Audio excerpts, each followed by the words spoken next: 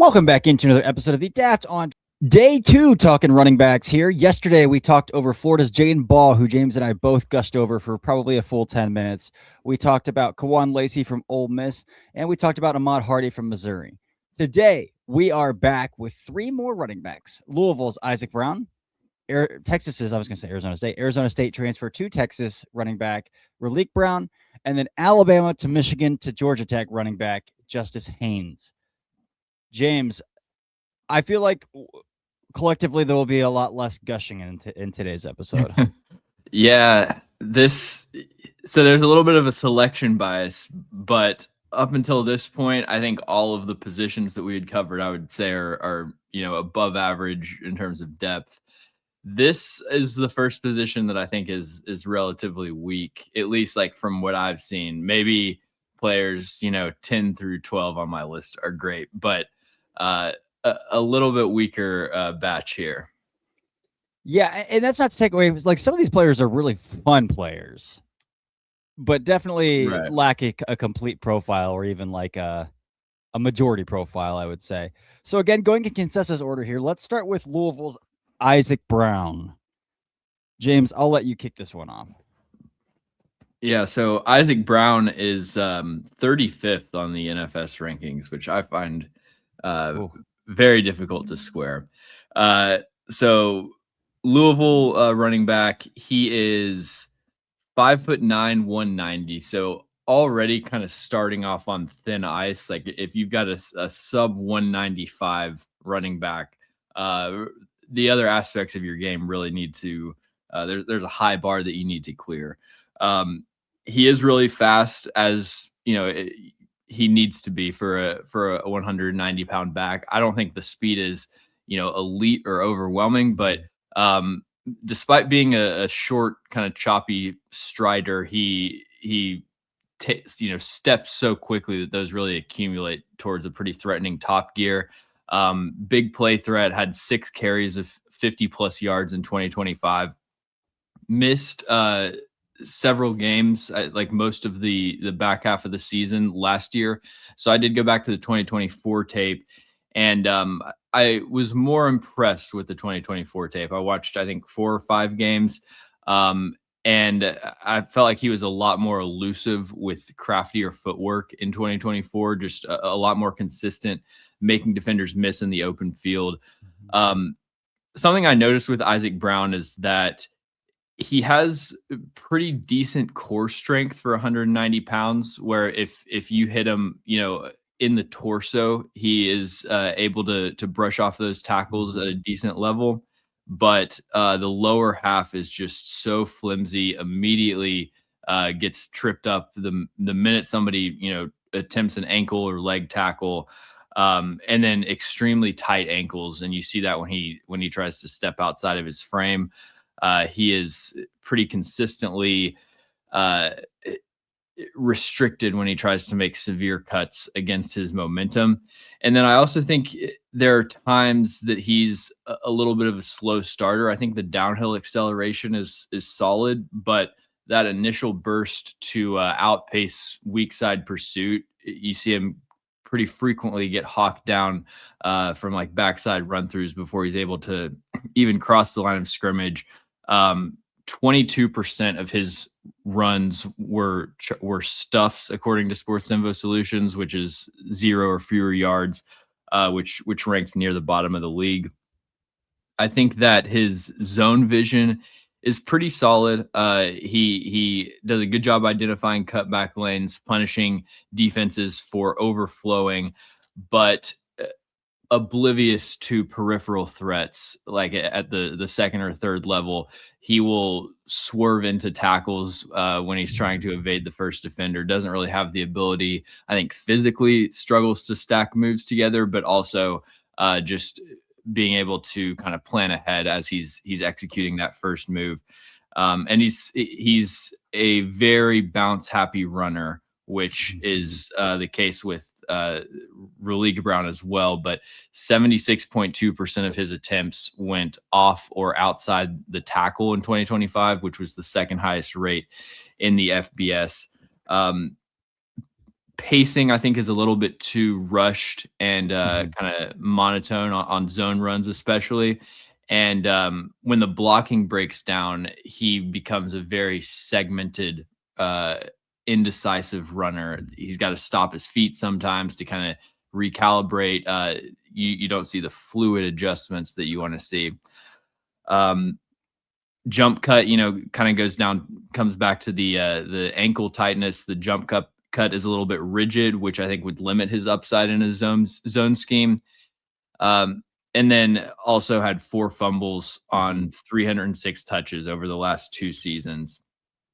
I don't see a huge or a great third down skill set either, which would be a big requirement for a player of his size. He flashed some elite ball tracking and body control. He had a receiving touchdown in the back of the end zone against Notre Dame in 2024 that was, it was awesome. He getting pushed out of bounds, kind of dead leg to get a foot in bounds, and then really good focus through contact. But a tiny catch radius, doesn't have great focus on open targets. I think that the route running is pretty inconsistent, drifts out of breaks, has a hard time executing sharp cuts, and a complete liability in pass pro with really no physical upside to improve. He doesn't have the size, length to be anything more than a speed bump in blitz pickup. So Isaac Brown is a late 6th round grade for me. Currently my RB9. I would expect that to be a little bit lower as I fill out the rest of my board. Yeah, there's a large part of me when I was watching, I was like, this is a 2028 kid. 5'9", 195, coming off of an injury, and then just watching the tape, it was like, this just feels like a kid who's going to go back to school after the year. And again, things could happen. He could have a massive season, and we could be having a different conversation. But we had a lot of similar notes here. Negligible impact in the passing game as a receiver, no real route tree, overwhelmed as a pass protector as well. I mentioned the core strength as well. I thought he did have some real leg turn, like when he had to drive through contact. But yes, when he gets cut down at the legs, he's going down pretty easily. I thought he had a pretty good feel for space at the 2nd and 3rd level to be a little creative and find some avenues to work once he got through the 2nd and 3rd level. But one of the big notes in my notes as well, and I even have it's circled, which means I saw it multiple times that I really wanted to highlight it in my notes in red, is how often he outpaces his own blockers on zone runs. And so that's a huge deal. The tendency to just want to burst to the corner and get to the edge is a massive negative in his game right now. So he needs to clean up, be a little more patient with his eyes and his decisions. On pace for 1 fumble every 75 carries is inexcusable for a running back as well. So that's got to get cleaned up too. You mentioned that. I was expecting more long speed from him as well. Yeah. I kept watching, and I knew all of the big plays that he hit, but I still didn't see that top end 3rd gear that I was expecting to see from him. So I'm glad you hit on that too. The acceleration thing that you mentioned makes a lot of sense there. Because I was like, I even have with a question mark next to it. Is he even overly bursty? I didn't see a big burst from him coming out of there. With that being said, I think he does have a great deal of short area, quick twitch. He's a slippery little dude who can make defenders miss in a phone booth. I think he does have an impressive throttle to stop start a little bit. And change his tempo. There are some really good reps of him really pushing gaps before cutting off of like razor sharp off the hip of his blockers, but those are so few and far between. To be honest, there's a lot here that needs to not be in red on my notes before I'm this guy as a true junior is a real threat to be a top 2027 running back. And then at that, I'm not even sure if the frame and the physical tools will allow for him to even break through some sort of ceiling that he's already kind of tapping up against. Yeah. It's then you just add more hits onto his frame. Mm-hmm. I don't know. That would be tough for me. I would be interested to go back and see what are the the highest draft slots in recent years for 190-pound backs and compare them to Isaac Brown. But he was the fourth running back I watched after the first three, and that kind of signaled to me like, if this guy's consensus RB4 and like a top 40 player, maybe this running back class isn't up to the level of the other positions that we talked about. But I mean, yeah, it's tough. I think that to me the strides are so short that it's really like I use the word accumulate in my scouting report. It's really something that it just takes him a little bit of time to gear up. And if you leave the backside in man unblocked, he doesn't really have any recourse. I mean, I saw him so consistently just get tracked down from the backside.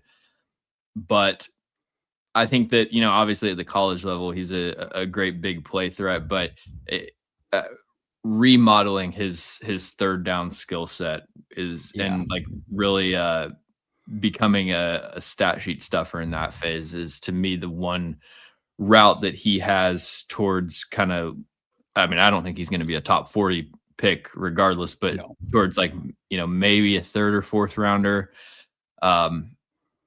But firmly a day 3 guy for me. Yeah, right there with you. Let's move on to the other Brown, Isaac Brown to Raleek Brown now. Again, Arizona State to Texas transfer. Raleek Brown has some love around the league, and I get it to an extent. The body type is really impressive. I will say, I sent you a text. It's like, this dude's got some like a pretty dense lower half for how condensed his frame is. But that comes with a massive caveat that he has zero contact balance. So he looks the part in his lower half, but like blades of grass are getting this guy to the ground. Like shoestring tackles are getting this guy to the ground. I'm trying to think the last time I saw a running back with this negligible of contact balance. Like on a scale of 1 to 10, it's legitimately like a 1. Yeah, I have his contact balance rated as a 28 out of 100.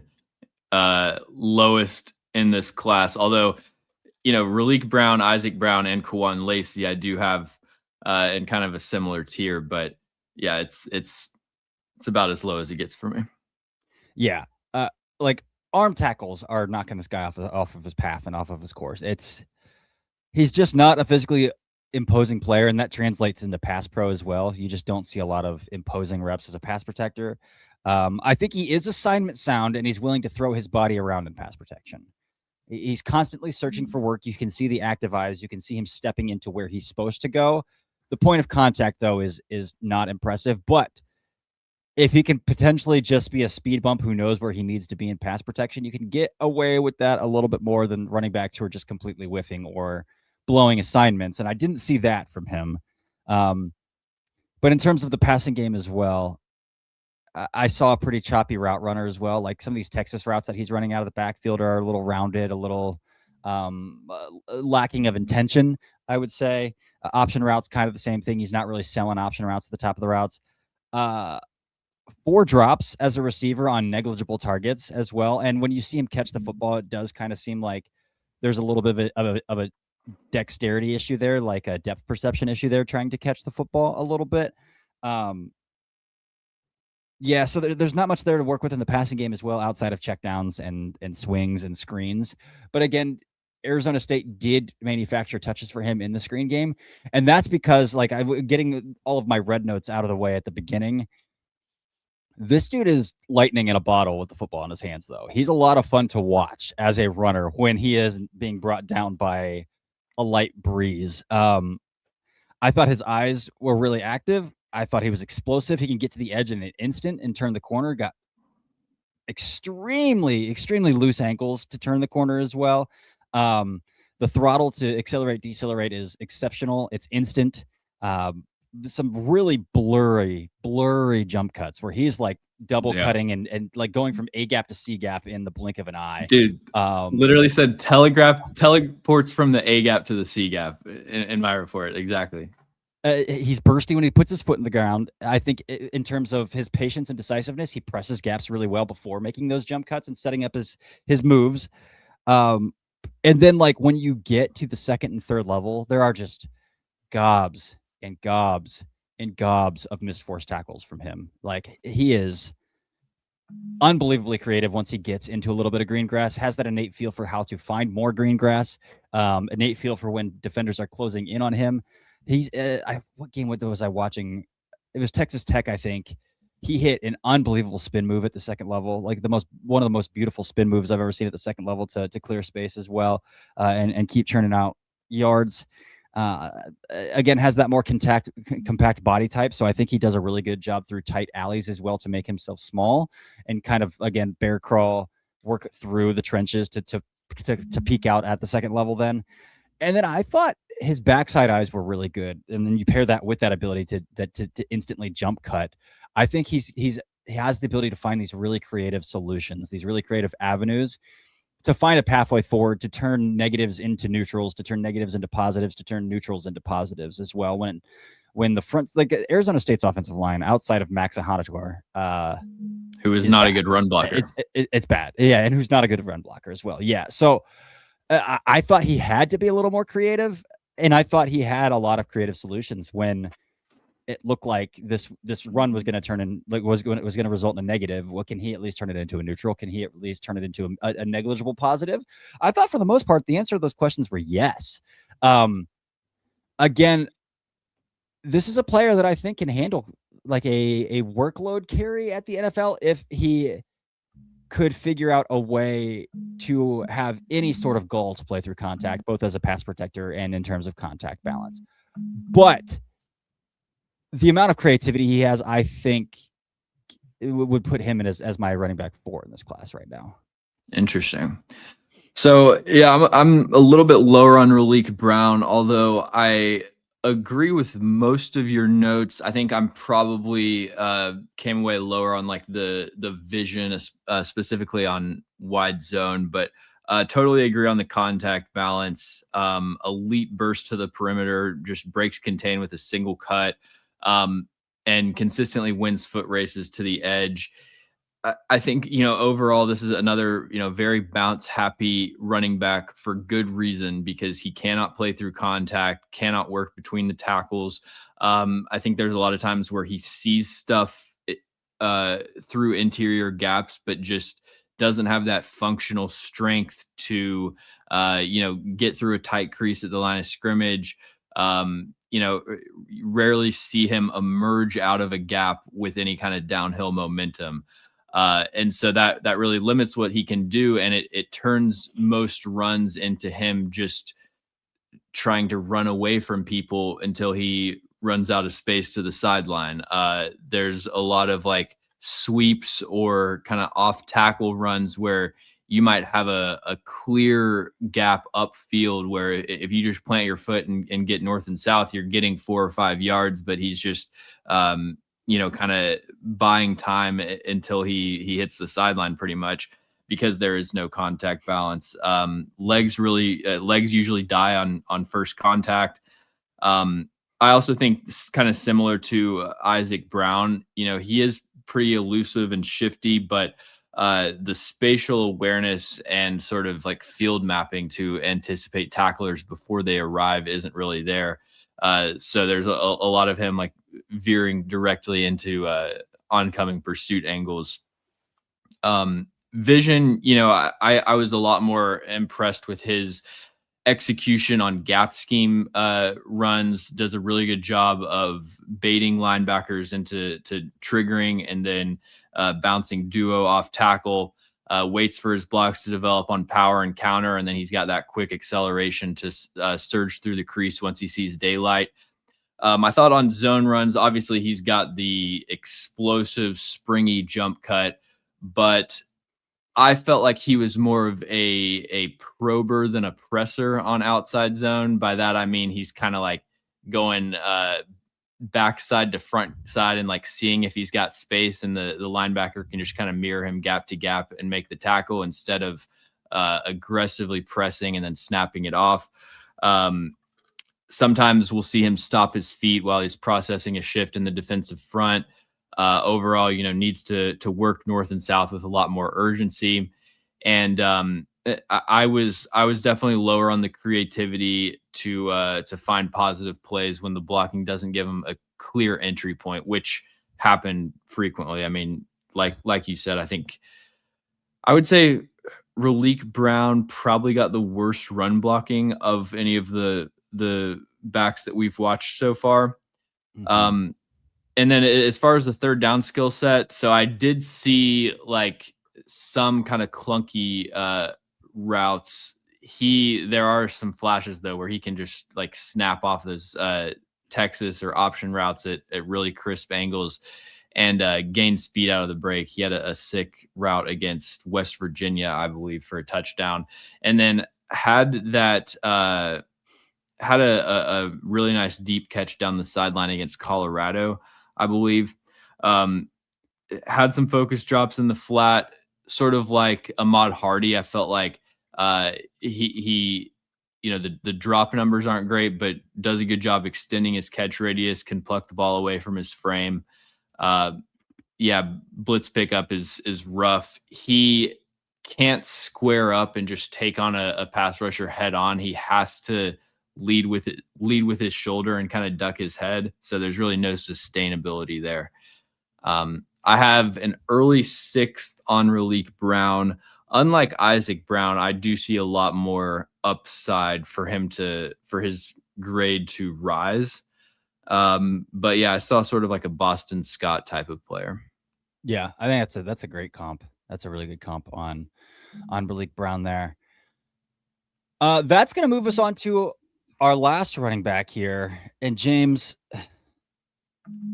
I'll let you take the lead on this, but outside of like when when you watch a lot of players in a row and you get into a lull and you have to go back and rewatch a player, I watched Justice Hill like off of fresh eyes. Justice Haynes. Yeah, Justice Haynes off of fresh eyes. And I still kind of just got lulled into a sleep watching this guy's tape. I'll let you lead off here, but like this is one of the more boring, just kind of like is what they are running backs that I've watched in quite some time. Yeah, it's like watching C-SPAN. Yeah, so Justice Haynes is definitely the most well built out of these guys. 5'09", was listed at 210, measures in at 208. I kind of feel like he looks and plays a little bit bigger than that. The contact balance, is decent, but really the ability to drop his pads and fall through or break tackles at the second level, drive his legs to churn out tough yards. So I think he has adequate to above average power and leg churn, and then really, really good top speed. He does not get caught from behind once he gets rolling. Hit over 23 miles an hour last year. The problem with Justice Haynes is that he needs so large of a runway to actually reach that top speed that you just don't see him. He doesn't get the opportunity to hit it very often. It's like going to be like 2 or 3 times a season. And I don't see the juice like within the first 20 yards of the run for him to realistically, like, I could see him going an entire season and like never really getting to stride out. And you see like what his top speed looks like, because he's not elusive, he's not quick, he's not explosive. So it's basically like he needs a long runway down the sideline, and then has some pretty surprising speed. The vision, I think, is really good. He had the second highest success rate among FBS running backs last year on inside zone. Really good patience to set up explosive plays, waits for the blockers to climb, and hits the crease once the mic gets trapped on the backside of that center or guard climbing to the second level. adjusts his tempo based on linebacker flow. There are a lot of running backs that kind of predetermine their pacing for the run, but like if the mic is already properly leveraged, he doesn't waste any time getting downhill. Really good understanding of kind of what blocks he needs to set up, what he's reading, what checks he needs to hit before he accelerates, and pretty good processing and vision to find zone cutbacks. The problem is that his jump cuts are so gradual and choppy. It takes a few steps for him to gather his weight and redirect. So that allows backside defenders to rally and cut him off. I think that, I don't really see a wide zone, like the one cut ability for a wide zone scheme. And then when it comes to power and counter, he's a little bit clunky kind of navigating tight creases. So he runs into blockers a lot and gets stalled by incidental contact, and just doesn't have the movement skills really to create yards for himself or veer off of his initial track. So yeah, the short area athleticism is my biggest issue with Justice Haynes as a runner. Only had one career fumble, which occurred on the play where he suffered a season-ending foot injury. So I will give him a pass for that. He is not very elusive or dynamic to shake unblocked defenders behind the line of scrimmage. It's pretty, like, if you just get some backfield penetration as a defense, it's pretty much an automatic TFL. Doesn't have the reaction time or the short area juice to really escape those tackles. Third down skill set just like hasn't been used extensively as a pass catcher. Only one drop on 34 career targets, but there's really no downfield route tree. I think just based on his athletic profile, he would struggle to separate from man coverage if he did run one. Has a bit of an issue lowering his head into blocks, had some missed assignments in blitz pickup, but I do like the way that he squares up his assignment, gives a firm punch, takes him on with a wide base. There's if he cleans up the technique, I think there's something to work with there in pass pro. But it's a very like niche skill set that once again is going to be an early 6th round grade. And there aren't enough, like, outside of the speed and then decent size and like decent vision. There's just not really enough for me to bank on with Justice Haynes. No, there's no standout trait at all. No. You see a little bit of everything. Like the Wisconsin game, he throws in a really nice stiff arm at the second level, but like that's the only like flash of contact balance you really see. He's honestly, for his size, I just feel like he shies into contact a lot, both as a runner and as a pass protector. Like some of his attempts in pass protection are some of the softest punches that I've ever seen thrown, or like some of the loftiest, like throwing his shoulder into blocker defenders that I've ever seen. It's just like there isn't an element of physicality to his game. He wants to be more of a finesse runner, but then you mentioned he doesn't necessarily have that facility in his skill set either to make defenders miss in a phone booth or pull off these massive jump cuts or find creative solutions at the second, third level. It was really funny on the podcast last year. We went through, it's like, oh, Justice Haynes busted another 60-yard run this week. It's like he do nothing, then bust a big run. Right. Nothing. And honestly, if you take those big runs away, we've never heard of him. You've never heard of him. Yeah. I do think that the patience and eyes and decisiveness are really good. And you mentioned that. I do think there are flashes of him being able to show a little lateral movement and jump cut ability at the line of scrimmage with the ball in his hands, but that's about it in terms of any sort of creativity or any sort of change of direction in his game. He's just one of those backs that's going to have to rely on his eyes and his tempo and pacing and be at best a 4-yard a carry guy in a committee. That's probably his pathway forward. There's not, again, you mentioned there's nothing there in the passing game. Boy, no noticeable burst when lanes open up.